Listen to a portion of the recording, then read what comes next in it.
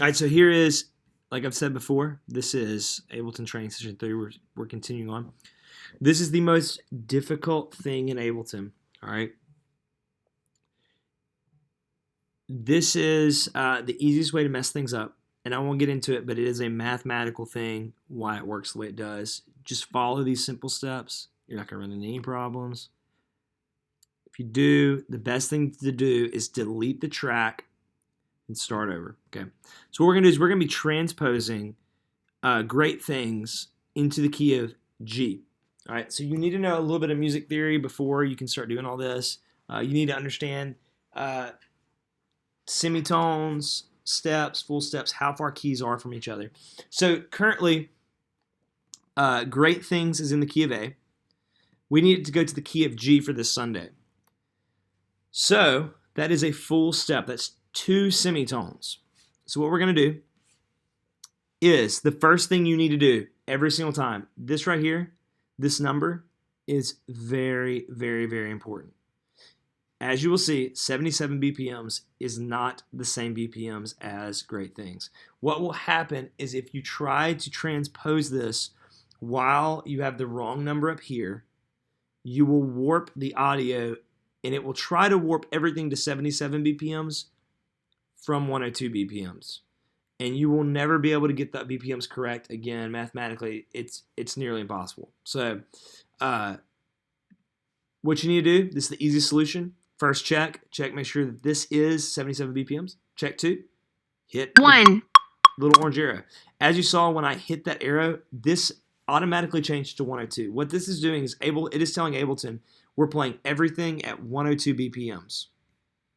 So everything's good. We're ready to go. We're going to check everything. Never mess with this when you're warping anything. You don't need to mess with that. You don't need to mess with drones. The beat, anything that creates a tone needs to be dealt with, all right? So first things first, the loop, you can warp it. I don't think there's anything with it that's going to be super tonal, but it won't hurt to warp it full step. You start talking about 2, 3 full steps or even 3 half steps, you probably get some funky sounds. So at that point, it's best just to go to download the other audio off multi-tracks. So I'm going to double click the loop and this will pop up. Then you're going to engage warp mode. As you see, when I click warp mode, it was 120, it goes to 102. It's a good sign. You need to change this to complex. This took me a headache to figure out, but complex mode does beats, it does tones, it does all kind of different things. It does pitch. And then you're going to come to this wheel and transpose it down to -2. All right, I'm actually going to play this. You're going to do that every single step for every single piece of audio. I'm going to play this, Great Things, and you're going to hear things start to warp and make weird noises, and they're all eventually going to be in the right key. 1, 2. So I'm going to continue warping. 1, 2, 3, 4.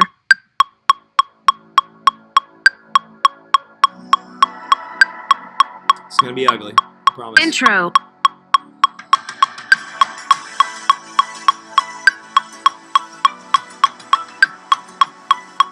So bad. Intro. It's not getting better. Ooh, we're getting there. Verse.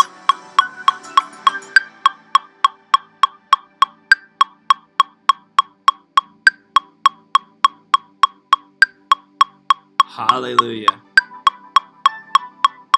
Verse. All right. So now, Great Things 1, is actually in 2. key of G. 1, 2, 3, 4.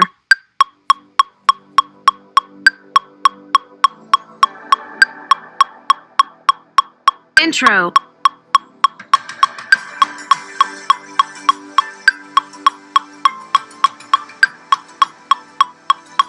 Intro. And that is how you, let's make this, that's how you warp. All right. So week to week, let's say the next week you need to go back to G or back to A. You just click on all this stuff, change the warp mode, boom. Another thing really quick, let's say your sound engineer is saying, "Hey, One, play this. Hey, two. your 1, 2, 3, your keys 4. are too hot." All right. Let's use keys 1 as an example. Well, Intro.